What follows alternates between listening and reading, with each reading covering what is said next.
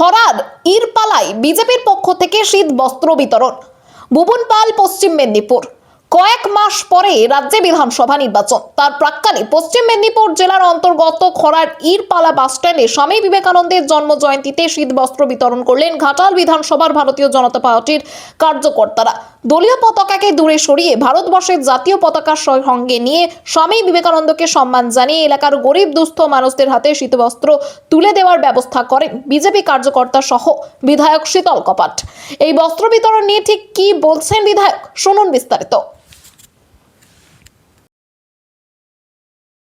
বিশ্ব যুব দিবস 164তম স্বামী বিবেকানন্দজির শুভ জন্ম জয়ন্তী, সেই উপলক্ষে আমরা ইরপালা বাস স্ট্যান্ডে প্রায় 100রও বেশি পরিবারকে কম্বল এবং শাড়ি প্রদান করেছি।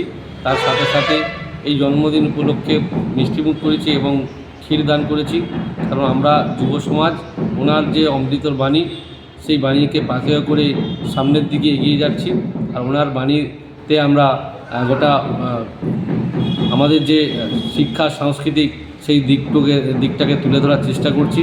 আর এই দিনটাকেই যাতে প্রতিটি হিন্দু সনাতন ধর্মের মানুষ যারা রয়েছে তারা যেন এই হিন্দু সন্ন্যাসী স্বামীজির জন্মদিনকে পালন করে এবং তার অমৃতর বাণীকে পাথেয় করে চলে, সেই জন্য আমরা আজকের এই ইরপালা বাস স্ট্যান্ডে ওনার জন্মদিন পালন করেছি।